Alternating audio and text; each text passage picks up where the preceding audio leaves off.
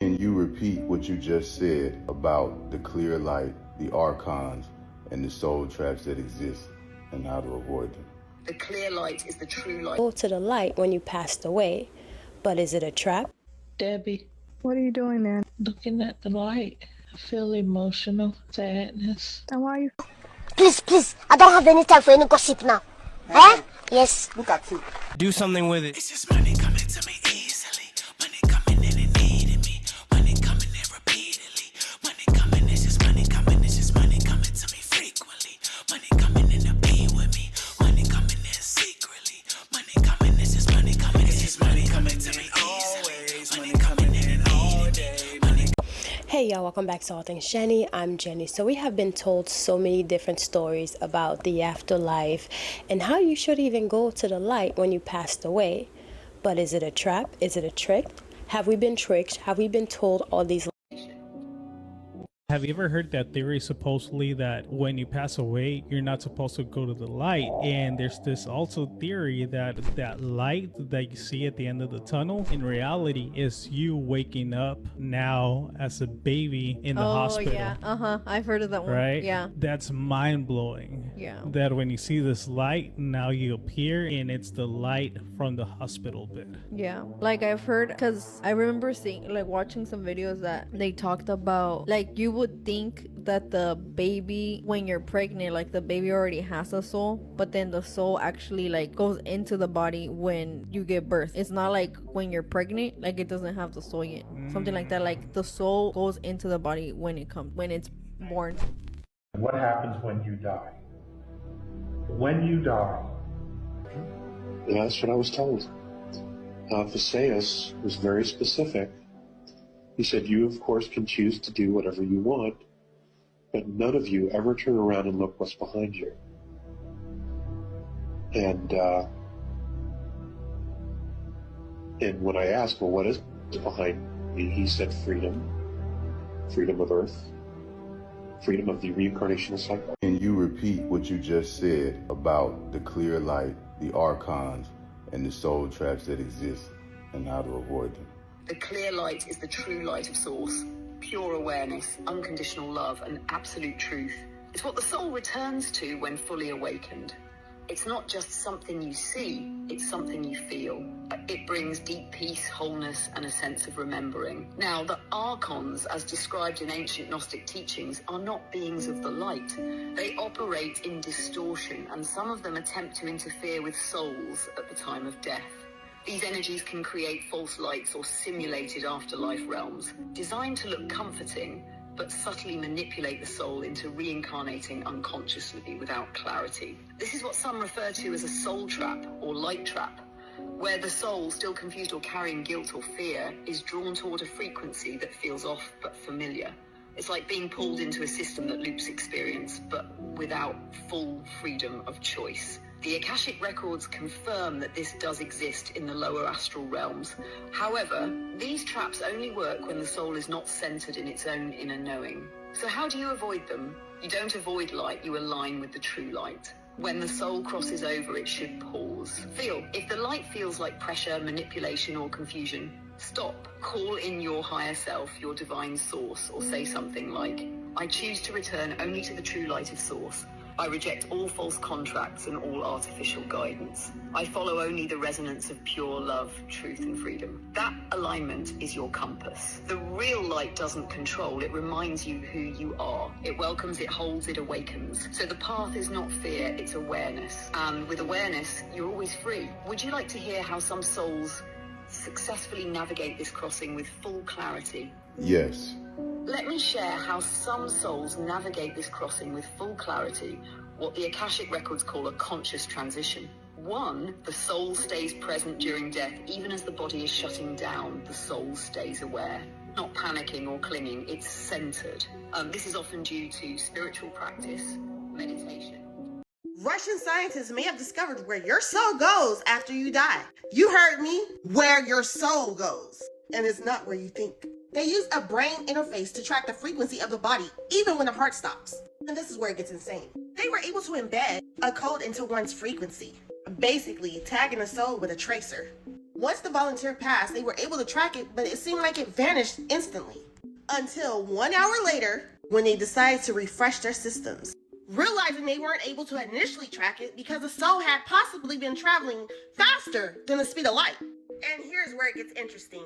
The frequency was tracked to a galaxy over 1 billion light years away, known as JZ140, or the scientific way, JGS-Z140, which was only recently discovered by NASA back in 2024, using the James Webb Telescope, and is the most distant galaxy ever found, making you question, is Earth really just a school?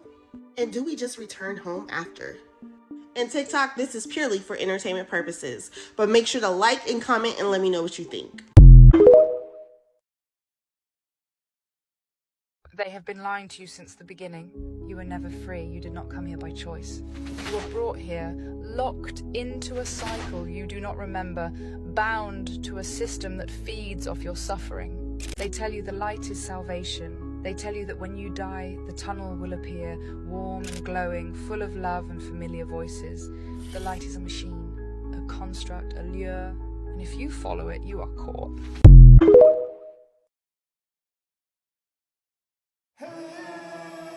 You were never free. From the moment you took your first breath, the system had already decided your fate. Your memories wiped, your true nature buried, and your choices nothing more than illusions fed to you by a construct so ancient, so well crafted, that even the most brilliant minds fail to question it. You are not in control. You never were. This world is not what it seems. The cycle of birth, life, suffering, and death is not some divine process of growth, it is a machine. A prison. And your soul is its fuel. The concept of the soul trap is not some fringe conspiracy or New Age nonsense.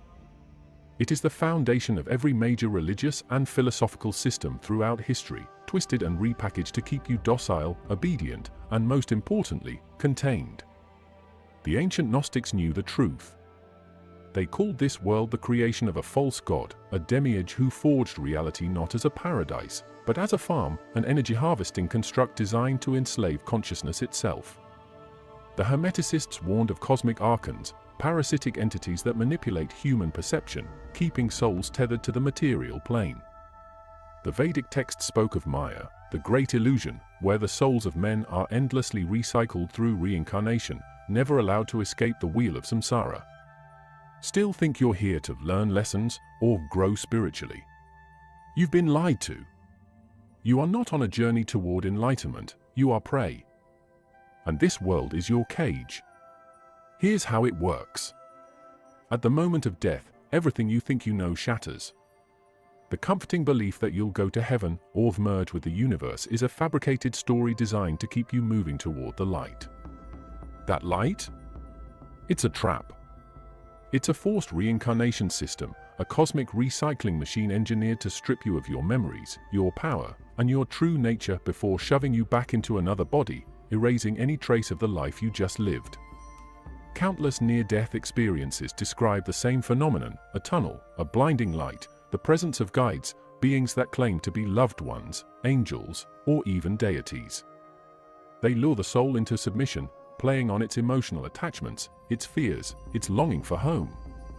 But these entities are not benevolent. They are gatekeepers. Their only job is to ensure that you never break free. Ancient Tibetan Buddhist texts describe the Bardo Thodol, the Tibetan Book of the Dead, which explicitly warns against following the light after death. Instead, it urges the soul to seek the path beyond illusion, to evade the reincarnation trap. The Gnostic texts, particularly the Secret Gospel of John, expose the rulers of this realm as deceptive beings who feed on human suffering and spiritual ignorance. Even Plato, in his dialogue The Republic, speaks of souls being forced to drink from the river Lethe, obliterating their past memories before being thrust into new bodies. And the system doesn't stop there. The moon, long worshipped as a celestial guide, has been implicated as a key component of the trap. Esoteric traditions, from ancient Hindu cosmology to 20th century occultist thinkers like Robert Monroe and David Icke, describe the moon as an artificial satellite, an astral control station where souls are processed, memory wiped, and reassigned to new lives. The Saturn-Moon matrix theory suggests that the moon acts as a frequency emitter, keeping humanity in a constant state of vibrational entrapment, preventing escape from the physical realm.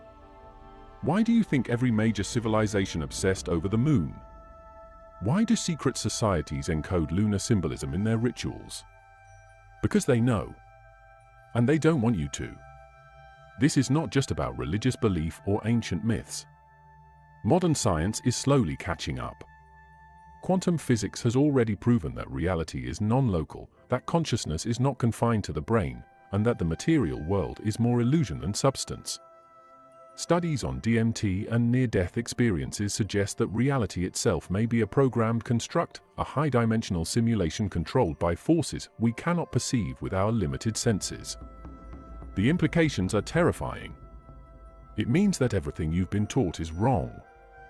It means that the love and light narrative of the afterlife is a deception, a predatory mechanism designed to keep you enslaved. It means that the real battle is not political, not technological, not even physical, it is spiritual.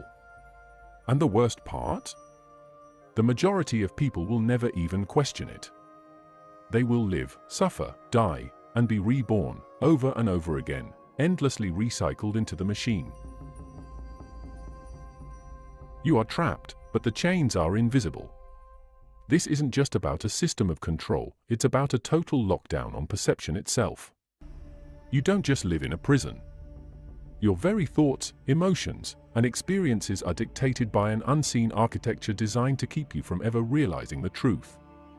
The astral dimension, the so-called spirit world, isn't what you think it is. Most people assume it's a place of higher wisdom, a bridge between life and death, a mystical realm where the soul is free. That is a lie. The astral plane is not a highway to enlightenment, it is part of the trap. It is the containment layer, a carefully managed zone where souls are monitored, manipulated, and redirected like cattle being herded back into the slaughterhouse. When you dream, when you experience out-of-body travel, when you connect with higher beings in meditation, where do you think you're actually going? Who do you think is controlling the experience? You assume that what you encounter in the astral is real, but reality in that realm is just as fabricated as what you experience in the physical world. You are not awakening when you enter the astral. You are interacting with the system directly.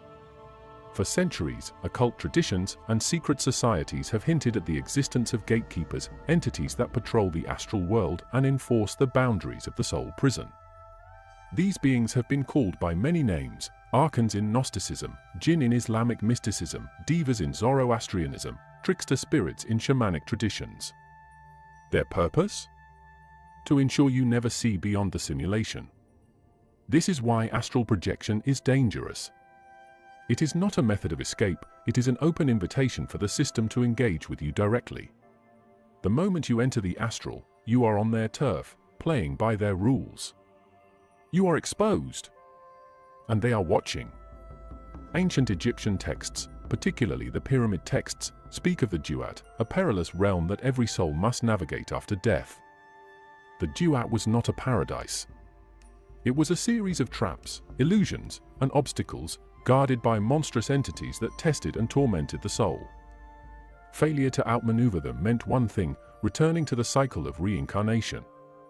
The ancient Egyptians did not view the afterlife as a peaceful transition, they saw it as a battlefield, one where only the most knowledgeable could escape the endless cycle.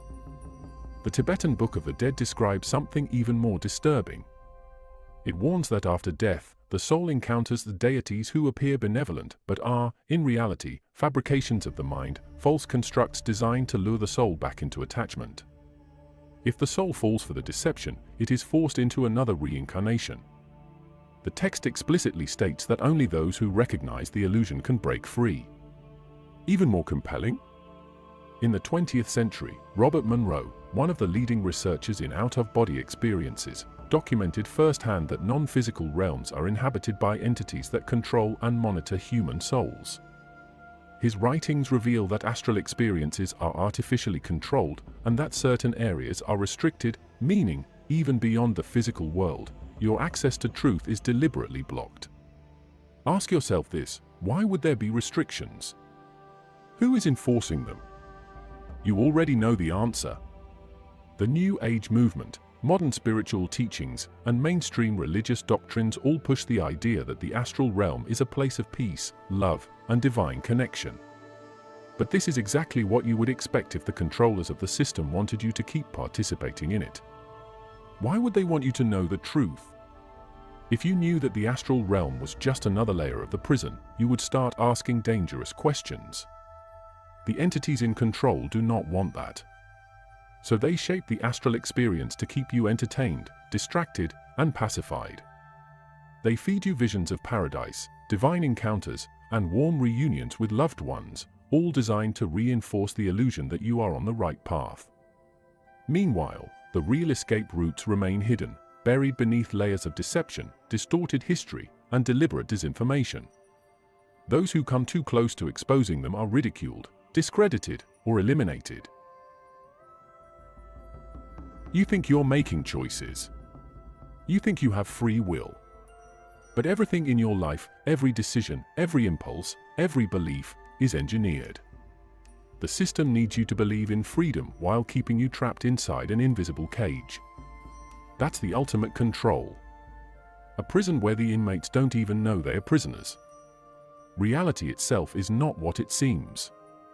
You wake up every day, go through your routine, interact with the world around you, all while completely blind to the fact that you are inside a controlled simulation. This is not a metaphor. Your mind is being manipulated at a fundamental level. The food you eat, the thoughts you think, the emotions you feel, every single one of them is shaped by the system to keep you docile, distracted, and most importantly, obedient. It starts before you're even born. The moment your soul is forced back into a body, the programming begins. A biological operating system, your brain, is installed to ensure that you never question the rules of the game. Your body is designed to be weak, vulnerable to pain, dependent on food, water, and sleep. From the very start, your survival is placed in the hands of others, parents, teachers, governments, institutions. You are trained to follow orders, to conform, to obey authority without question. And just when you think you might start asking questions, the system gives you illusions of choice. You believe you're deciding your career, your beliefs, your lifestyle, but every option you're given was placed there by the system itself. Politics? A rigged game. Religion? A controlled narrative. Science? Only what they want you to know. Every aspect of reality has been pre-selected to keep you from ever realizing the truth. You are inside a machine that feeds off your energy. You don't even control your own emotions. The system is designed to keep you in a constant state of anxiety, fear, and confusion. Why? Because a fearful mind is an obedient mind. Look at history. Why has every major civilization relied on fear-based control? Why are you constantly bombarded with messages of war, disease, economic collapse? Because a population in fear never rebels. But the real secret? The manipulation goes beyond the physical world. The mind itself is not free. Your thoughts are not your own. The system has ways of implanting ideas, influencing behavior, and keeping you trapped in pre-programmed loops. This is why ancient spiritual traditions, from the Gnostics to the Buddhists, warned about the power of illusion. They understood that the material world is a construct, a manufactured reality designed to keep you cycling through endless lifetimes of servitude. Even your perception of time is a control mechanism. Why do you think you age, decay, and die? Because a limited lifespan ensures you never figure out the game. Every lifetime, you start from zero. No past knowledge, no memory of previous lives, no awareness of the trap. It resets every single time, ensuring that you never accumulate enough wisdom to break out. Think about the way society is structured. From the moment you enter the system, you are forced into a timeline. Childhood education conditions you for obedience. Adulthood keeps you too busy working, paying bills, and chasing meaningless goals to ever question the system. And just when you finally start seeing through the cracks, you're old, sick, and dying. Game over. Reset. Try again.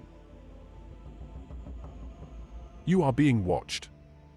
Every second, every thought, every moment of your existence is monitored, managed, and manipulated by forces you were never supposed to know about.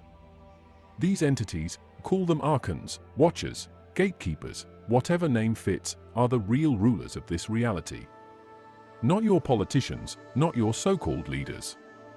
The real control lies beyond the physical, in the hidden mechanisms that govern consciousness itself. These entities are not gods. They are prison guards. They enforce the soul trap. They make sure no one escapes. And the worst part? You have encountered them before. Ever had that overwhelming sense of being watched, even when you're alone? Ever felt something lurking in the corner of your vision, only for it to disappear the moment you turn your head? That is not paranoia. That is the system adjusting itself around you, making sure you don't stray too far from the boundaries of your designated reality. And when you die, they are waiting. Near-death experiences, ancient religious texts, even modern UFO abduction stories, they all describe the same thing. Beings of light. Guides.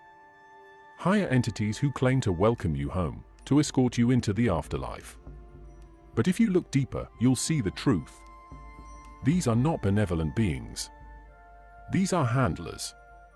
Their job is not to help you, but to process you, to wipe your mind, strip away your memories, and recycle you back into another life where you start from zero once again. They manipulate perception. They use emotion as a weapon, playing on your deepest fears and desires to keep you compliant. They appear as loved ones, as gods, as anything that will make you lower your defenses. The moment you accept their guidance, the cycle continues. Reincarnation is not a gift. It is a system of control. And they are the enforcers. This is not a theory. It is documented. The Tibetan Book of the Dead warns about deceptive deities that appear after death, urging the soul to avoid their influence. Gnostic texts expose the archons as soul harvesters, trapping spirits in cycles of suffering. Even the oldest Sumerian myths tell of Anunnaki gods who created humanity not as free beings, but as a workforce, bound to serve their masters. The evidence is everywhere. And it doesn't stop at death. They intervene in the physical world too. Sleep paralysis? Ever wake up in the middle of the night, completely unable to move, with the overwhelming sensation that something is in the room with you? That's not just a neurological glitch. Cultures across the world, from medieval Europe to indigenous shamans, describe the same phenomenon, dark entities looming over the paralyzed body, pressing down, draining energy. The same experience. The same presence. Everywhere. You were born into a rigged system, a system so advanced that it doesn't just control you, it controls the very fabric of reality itself. But here's what no one talks about. This isn't the first time it's happened. The soul trap is not new. It's ancient. And the technology behind it? It has existed for thousands of years, buried beneath the ruins of lost civilizations, hidden in the architecture of our world.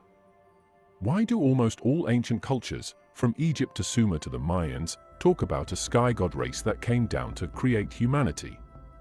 Why do their legends always involve beings who controlled life, death, and the afterlife? These civilizations didn't just build temples and pyramids for religious purposes. They built machines. Yes, machines, but not the kind you're thinking of. We're not talking about crude metal engines. We're talking about high-frequency energy structures, advanced geomagnetic control grids, and resonance-based technology that directly interacts with the human soul. The pyramids, the ziggurats, the obelisks, they weren't tombs, they weren't monuments. They were part of a planetary system designed to manage and manipulate consciousness. And what happened to these civilizations?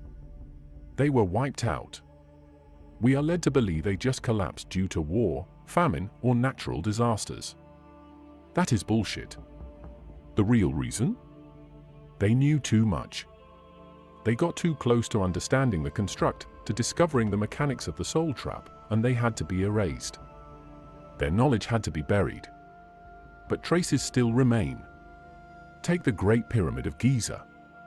Its design is not random. It aligns perfectly with star systems, operates as a massive energy capacitor, and sits at the exact center of the Earth's land mass. What does that tell you? It was part of a control system, a broadcast tower in the planetary soul containment grid. And it's not the only one. Look at Angkor Wat, Teotihuacan, Machu Picchu, sites built with mathematical precision, always aligned with celestial bodies, always constructed with materials that can conduct and store energy. Why? Because they were part of a network, a planetary control matrix that maintained the frequency prison. And then, suddenly, one after another, these civilizations collapsed. Their knowledge was stolen, their structures were either destroyed or repurposed, and the survivors? Forced back into ignorance. But here's where it gets even darker. The controllers never stopped using this technology. They just made sure you forgot about it. The Vatican, the Washington Monument, Stonehenge, the LHC at CERN, all of these are positioned within the same geometric framework as ancient power centers. Do you really think that's a coincidence? The elite never abandoned the old system. They just modernized it. The Moon, Saturn, the planetary ley lines, these aren't just cosmic decorations. They are nodes in a larger system that broadcasts the control frequency, ensuring that human souls remain inside the trap. Think about how modern technology works: radio waves, electromagnetic pulses, wireless transmissions. Now ask yourself, what if an advanced version of that same technology was keeping your soul locked inside this reality? You think governments run the world? That presidents, kings, or prime ministers decide your fate. They don't. They are just managers, middlemen, placeholders. The real power doesn't sit in public office. It operates from the shadows, and its primary concern is not wealth, not land, not resources, but something far more valuable: your soul. The elites of this world are not just controlling economies, politics, and media. They are maintaining the soul trap. They don't just believe in the system, they actively participate in it. Every secret society, every ancient bloodline, every ruling class throughout history has been obsessed with one thing: esoteric knowledge. Why? Because they don't serve the people. They serve the system that owns you. Look at the symbols they use. The all-seeing eye, the checkerboard floors, the obelisks, the Saturnian rings, the owl, the pyramids, these aren't decorations. These are calling cards. They mark their allegiance to the real rulers of this world, the entities who maintain the soul trap. The Vatican, the Freemasons, the Skull and Bones, the Black Nobility, the global banking families. These groups are not separate. They are branches of the same ancient system that has existed for thousands of years. And their rituals? Their ceremonies? Those aren't just traditions, they are transactions. Look at the initiation rites in elite organizations. They all involve death and rebirth symbolism. Skulls, coffins, blindfolds, blood sacrifices. These are not random. They are mimicking the process that happens to every soul at death. They are reenacting the recycling mechanism because they understand that death is a business. It's not about money. It's about energy. The human soul emits energy, an energy that these beings, both physical and non-physical, feed on. Suffering, fear, trauma, despair, these emotions generate the highest levels of loose, raw energy, which the controllers harvest. This is why wars never end. This is why human history is a never-ending cycle of bloodshed, genocide, and catastrophe. Do you really think it's just about land, resources, or ideology? It's about generating mass trauma. Large-scale human suffering fuels the system, keeps the grid intact, strengthens the trap. Now think about what happens at an individual level. Ever wonder why ritual abuse exists at the highest levels of power? Why so many figures in elite circles are linked to horrific crimes against children? Because those acts generate the most potent energy. They're not just psychopaths. They are practitioners. They are sustaining the system. This is why the most powerful people on Earth obsess over Saturn, the Moon, and celestial alignments. They conduct rituals during eclipses, solstices, and planetary conjunctions not because they believe in superstition, but because they are actively working within the construct. They are not just maintaining control over human society. They are managing the energy flow within the soul trap itself. And the most sinister part? They know that most people will never figure it out. The masses will continue voting, protesting, debating policies, thinking that power shifts from one party to another. Meanwhile, the real rulers remain untouchable, unseen, and unstoppable. Because their control is not political. It is spiritual. Every major religious and mystical tradition contains fragments of the truth, but only if you know where to look. The Bible, the Quran, the Vedas, the Tao Te Ching, the Emerald Tablets, all of them have been altered, censored, or mistranslated to keep you from seeing what's really there. But the code still exists, buried beneath centuries of deliberate manipulation. Take the Gnostic texts, the ones the early church tried to erase from history. The Nag Hammadi scriptures expose the demiurge not as a loving god, but as a false creator, an impostor who built this world as a prison for souls. The Gnostics knew that what people called God was actually an archon, a ruler of this fabricated reality, whose only goal was to keep souls trapped in cycles of reincarnation. And what did the early Christian authorities do? They hunted down the Gnostics and burned their writings. Because if people understood that this world was a construct, that their suffering was engineered, the system would collapse. Look at the Tibetan Book of the Dead.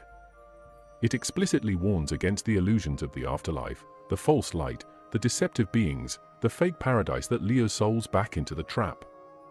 It describes, in detail, the mechanics of the soul recycling system and teaches how to navigate past it. Yet in mainstream Buddhism today, those warnings are conveniently ignored. The ancient Egyptians understood the trap better than almost any other civilization. Their pyramid texts, the Book of the Dead, and their funerary rites were not just religious superstitions. They were escape manuals. The entire purpose of mummification and the elaborate tomb rituals was to preserve the soul's memory and awareness after death, so it wouldn't be wiped clean and forced back into the cycle. But of course, as history progressed, this knowledge was corrupted into simple funerary traditions, and its true meaning was lost. Even Plato, one of the greatest philosophers in history, spoke of this trap. In the Republic, he described souls being forced to drink from the river Lethe, a metaphysical mechanism that erases memory before reincarnation. He understood that this system was not natural, but imposed. So why don't you hear about this? Why isn't this part of mainstream religion or philosophy? Because the real rulers of this world made sure it wouldn't be. Throughout history, any group or individual who came too close to exposing the truth was either destroyed, discredited, or absorbed into the system. The Cathars in medieval France, one of the last Gnostic sects, were wiped out by the Catholic Church. The Hermeticists, who understood the nature of reality as a mental construct, were silenced and demonized. The original teachings of Hinduism, which once spoke of breaking free from Maya, were rewritten to promote submission to karma and reincarnation as a necessary cycle rather than a trap. Even in the modern era, figures like Philip K. Dick, Robert Monroe, and John Searle, who explored the boundaries of consciousness and hinted at the existence of a simulated, controlled reality, were either ignored, ridiculed, or mysteriously shut down. The exit exists. But no one is going to show it to you. No book, no guru, no religious institution, no so-called spiritual teacher is going to hand you the key. Because the truth is, the moment you start looking for an external savior, you're already lost. The system was built to keep you searching outside yourself, chasing after false gods, waiting for some divine intervention that will never come. That's how they keep you compliant, by making you believe you're powerless. The ancient texts that survived the purges hint at the escape routes, but they don't give you a map. Why? Because the ones who wrote them knew something crucial: if the system knows you're trying to leave, it will adapt. It will create new illusions, new distractions, new ways to pull you back in. That's why there's no single, universal method to breaking out, because the trap is customized for each soul. Here's what we do know. First, memory is everything. Every time you die, your memories are wiped clean, and that is the single most effective tool the system has to keep you trapped. That's why ancient civilizations developed memory preservation techniques, mummification, sacred burial sites, specific meditative practices, all designed to protect the continuity of consciousness after death. The Egyptians, the Tibetans, the Gnostics, they all knew that awareness at the moment of death was the difference between freedom and reincarnation. Second, they will come for you. Every near-death experience, every ancient warning, every secret society initiation describes the same thing: gatekeepers. They appear as guides, ancestors, angels, even gods, offering comfort and direction. Reject them. Do not follow the light. Do not surrender to the illusion. These beings are not there to help, they are there to reprocess you, to wipe you clean and send you back. The only way out is to remain fully conscious and refuse every single trick they throw at you. Third, this world is made of frequencies. Every object, every emotion, every thought operates at a specific vibrational state. The trap is held together by frequencies of control, fear, attachment, materialism, obedience. The escape requires breaking resonance with the system itself. This is why true hermits, mystics, and esoteric practitioners isolate themselves from mainstream society, not for religious devotion, but to disconnect from the broadcast. And here's where it gets disturbing. The elites, the ones keeping this system running, they know all of this. That's why they manipulate human consciousness through constant fear, trauma, distractions, and artificial desires. They don't just control information. They control your mind's ability to even conceive of escape. Every war, every financial crisis, every new piece of mind-numbing entertainment is designed to keep your attention locked on the physical world, so you never even think to question what's beyond it. Every ancient civilization that tried to break the cycle was destroyed. Every major religious or philosophical movement that got too close to the truth was either hijacked, corrupted, or erased from history. The people who run this system don't care if you're rich or poor, left or right, religious or atheist. They only care that you stay in the game. So what does this mean for you? It means that no one is coming to save you. It means that you have to take full responsibility for your own escape. No prayers, no rituals, no external authorities are going to do it for you. You either wake up and take control of your own consciousness, or you keep playing this game until the next reset. And the system is fine with that. They've got eternity to keep you distracted. If you made it this far, congratulations. Most people won't. Most people will hear this and immediately retreat back into their programming, dismissing it as paranoia, as conspiracy, as too dark to think about. But you didn't. You're still here. And that alone means you've already begun to see through the illusion. Thank you for watching.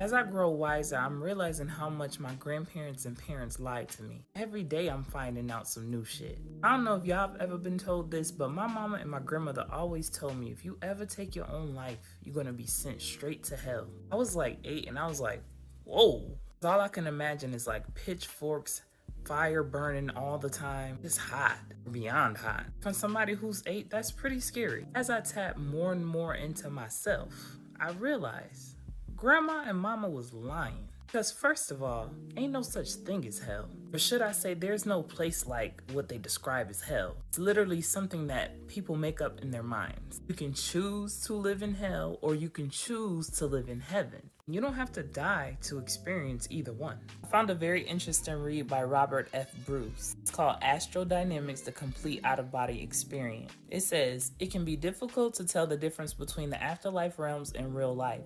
After death, most people do not realize they have died. There is some confusion for the first week or so in the half-life fringe realm of ghosts, and then people move on into something more substantial. I have been a regular visitor to the spirit realms, also called heavens, for most of my life. It is difficult to tell that you are not still alive there. You can still get a cup of coffee or a beer, go out for a nice meal and a movie, read a book, walk on a beach, and hug a loved one.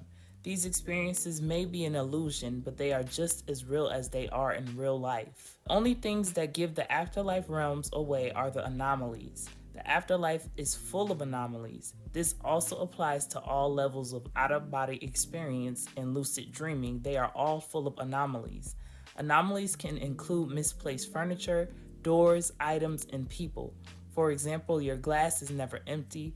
You try to write and your pen runs out of ink.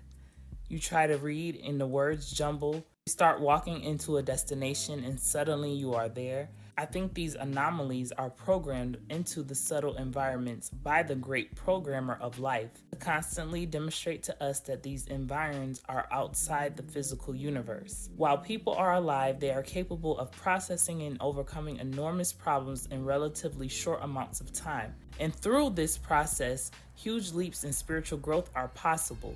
People may experience months or years of suffering, but problems can eventually be resolved. Even if great problems are resolved just before death from old age, they are still resolved in a relatively short time. In the afterlife, however, problems take much longer to process.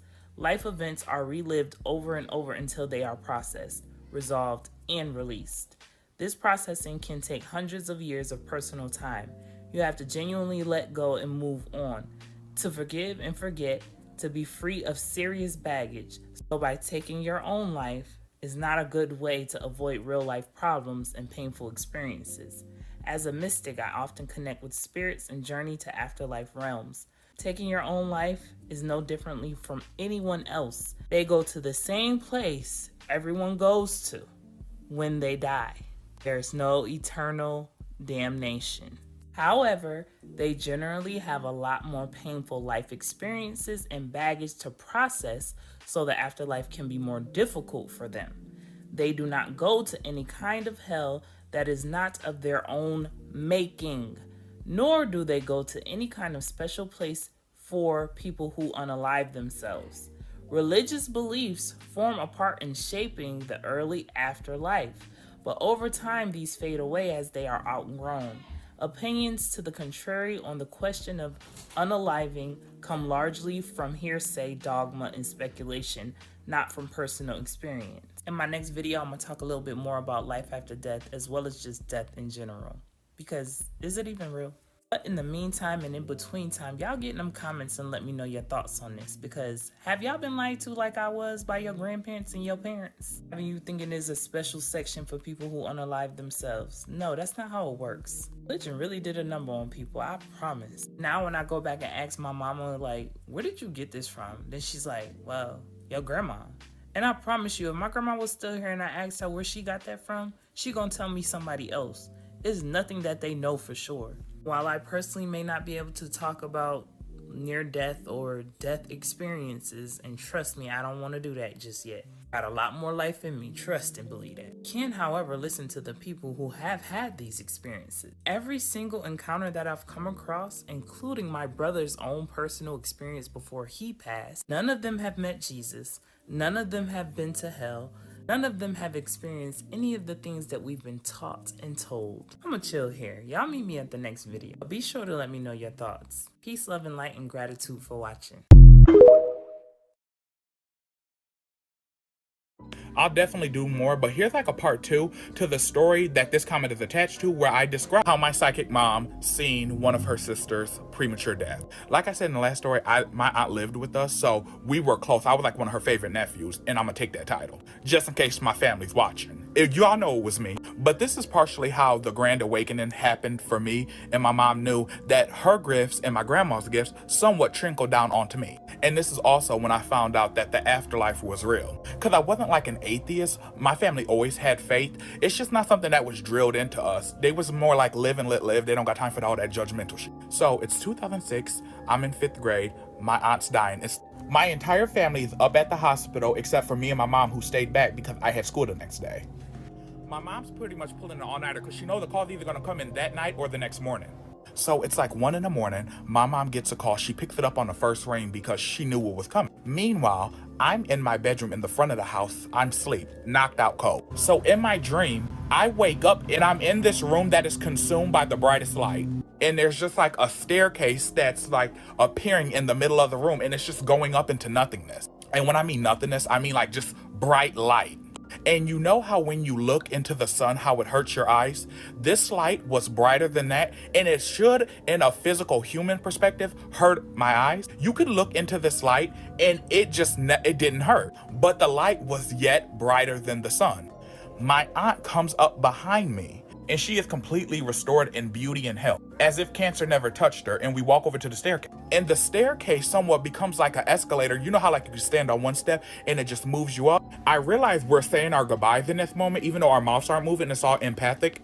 So then, as I'm standing on the steps next to her, she starts to ascend up the steps like an escalator, but my step doesn't move, and we were on the same steps. And then in my dream, I become aware of what I'm seeing, and as she gets to the highest level of the stairs, she becomes like oneness with the light. And my aunt, she was very much so like, out of all 8 of her sisters, she was like the quiet bookworm. She loved Harley Quinn romances, soap operas, and stuff like that. She wasn't like my mom and some of my other aunties who are very like eccentric personalities. But I was always like another kid to her, because she always liked how, even from a young age, I always said what I felt. I didn't care who liked it, and I always was in grown folks' business. And I kind of like, at times I felt like I gave her the confidence that she kind of wished she had, which is why we were always so close. So when I seen her ascend into the afterlife, the light got so bright where it was kind of like a camera flash, and I instantly come out of the dream, and I realized I was sleeping standing up. I turn around and my mom's just entering my room. I never mention this part because I always keep this to myself because it's personal, but here we go.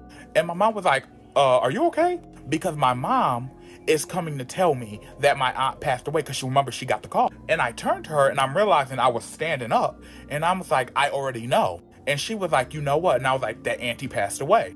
And my mom was like, well, how is that? Because I literally just got the call literally under 2 minutes ago. And then I told her what happened, and she was pretty much, my mom's kind of ratchet. She was like, nigga, you fucked around and got the gift. And I told my mom the dream as I'm telling y'all, and she pretty much said, she kind of ratchet at times. She was like, nigga, you didn't go up the stairs with her because you would have died too. You would have went into the afterlife. And then that was kind of like the confirmation where my mom and grandma, they was like, oh, he got the shit too. Along with the plethora of other things that happened when I was younger. However, this was just like confirmation for them.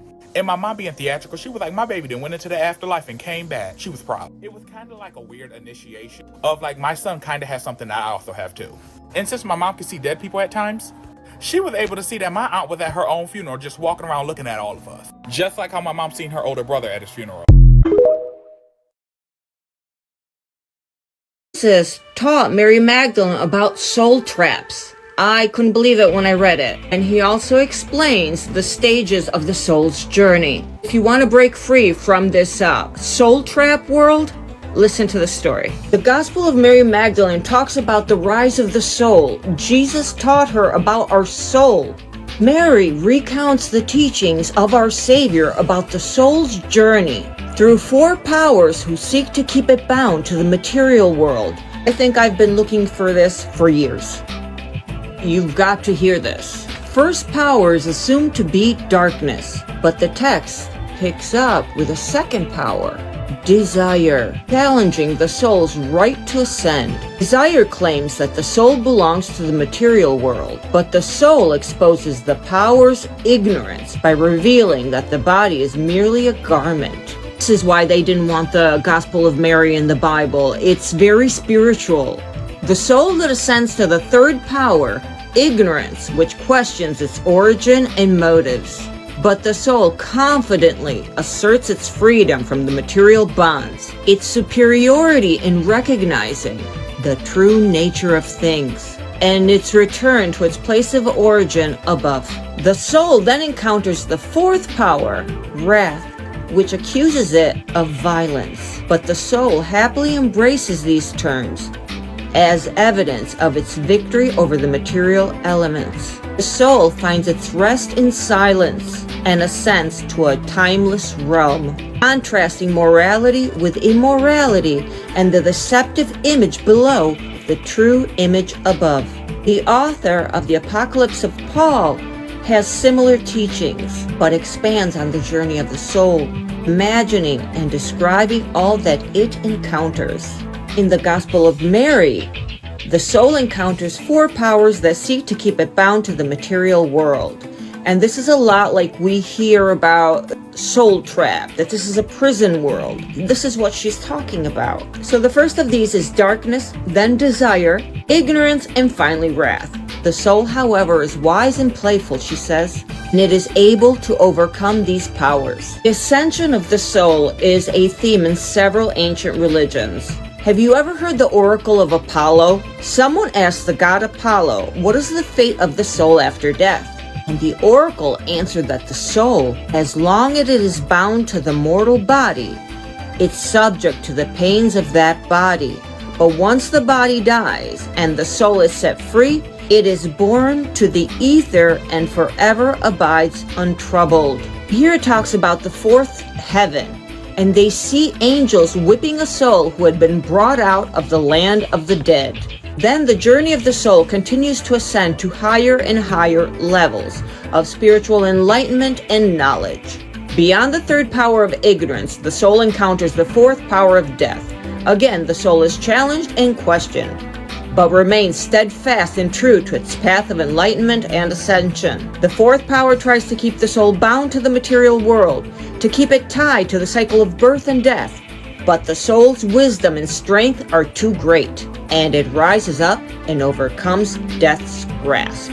As the soul continues to rise, it encounters the fifth power of flesh, which represents the physical body and its base desires and needs. The fifth power tries to keep the soul tied to the material world through temptation and desire, but the soul remains strong and refuses to be tempted. The soul recognizes that desires of the flesh are temporary and illusory, and instead focuses on its spiritual journey and the higher truths. The sixth power is foolishness. It also tries to keep the soul bounded. This power represents ignorance and confusion that often comes from living in the material world. There is no higher truth or spiritual reality. However, the soul remains steadfast in its wisdom and knowledge, and it rises to also overcome foolishness. Finally, the soul reaches the seventh power, wrath, which represents the anger and violence that are inherent in the material world. Seventh power also tries to keep the soul tied to the world of matter through fear and intimidation. But the soul remains unshaken. It rises up and overcomes wrath as well. With each power that the soul overcomes, it becomes more and more enlightened, and its journey brings it closer and closer to the divine. Ultimately, the soul reaches a state of pure spiritual enlightenment, a state of pure understanding and union with the divine. This state is called the firstborn divine providence, and it represents the ultimate destination of the soul's journey. Here, the soul finds rest and peace, forever immune from the pains and tribulations of the material world. And so, the story of our soul's journey to God is a tale of spiritual enlightenment and the triumph of the human spirit over the limitations and hardships of the material world. Through this journey, the soul learns to recognize the higher truths and to reject the illusions and temptations of the material world. In the end, the soul finds its true place in the divine realm, and it is able to rest in peace and unity with the divine. Just like this young lady says, growing up in the church, I was even told that if, for example, you take your own life, you are going to suffer in hell for the rest of your life because you took your own life, right? I'm like, it's my life, you know? If I decide to take my own life because this life is too hard, you know, I shouldn't be punished for this. But that was one of the lies that was told to me. And in my opinion, I felt like it's a lie. And also, if you unalive someone else, right, it doesn't matter how terrible of a person this person could have been in their entire life. They could have done the unthinkable to children, to elderly people, whatever it may be. If you unalive this person, not only does your sin sit on your head, basically, but you also taking the responsibility of that person's sin. I have been told this my entire life, and that's one of the reasons why I start questioning things, because it just didn't make any sense to me. What do you mean I'm taking up their sin? Like I said, we're going to touch up some stuff on this book. So in this book is called Spell of Abundance, Love, Wealth, and Protection.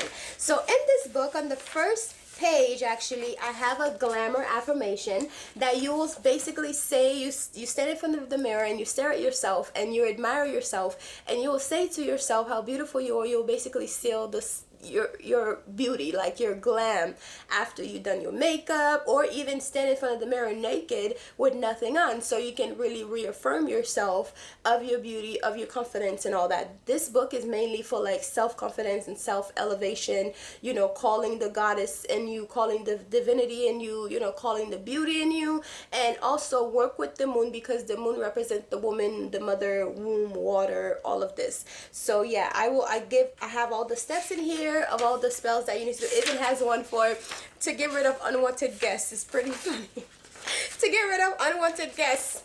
And this book right here, right? So I'm gonna run down real quick of all the materials that you're going to need. You will need a brand new broom. It has to be brand new. And you'll need a piece of parchment paper, a black pen, a black trash bag, because we're going to get rid of this sucker, right? And of course your intentions. And also I have spells on here that you can say. I have daily affirmations. And also I have spells on here that you can do every single day to work with the energy of the planets of the day, and also the archangels that work with the day. So anyways, there's so many spells. There's a 7-day manifestation spell with archangels. And let's see. A 30-day money spell with bay leaves and the Fihu sign, which is a money sign. It's like an F with the extra part. Anyways, the symbol's there, and I even show you like what you need to do, what the sigil look like, all that. And the keys to enhance your spell. So there are different things on here on how to enhance your spell, and basically grow your finance, grow your love, self-love, self-admiration, chance to say to yourself to give you that extra energy to go about your day. And also tips to enhance your spell. Oh, I already said this. And morning coffee abundance prosperity spell. You guys remember I just shared a video about morning coffee and how important it is when it comes to hoodoo, and how you can basically use your first cup of coffee in the morning to manifest a better life or a better day, or to bring forth money to you. So don't let, you know, you're already doing these things anyway, so you might as well just incorporate something a little bit extra to basically boost your thing. And here's to influence your boss spell. So this one, I'm sure people who are actually working are going to love this. It's to influence your boss and attract favors towards you at work. Because look, in this economy, we're all working and we need some boost at work, and we also sometimes need to be tied to our job, so therefore you don't get fired. You know what I mean? So there's some stuff that you could do to basically tie yourself to your job, and or tie the job to you. And once you're done and you're all tired of that job, you can get rid of it. It's not something that's completely permanent, but use magic, guys. It's here for you to use. You have the herbs in your closet, you have the herbs in your pantry, you have the candles that you could just simply buy some candles super cheap. Use magic to elevate your life. Use magic to make yourself better. Let me tell you, Jesus was out here using magic, okay? Walking on water and stuff and turning water into wine. Sounds like magic to me. But anyways, guys, I'll talk to you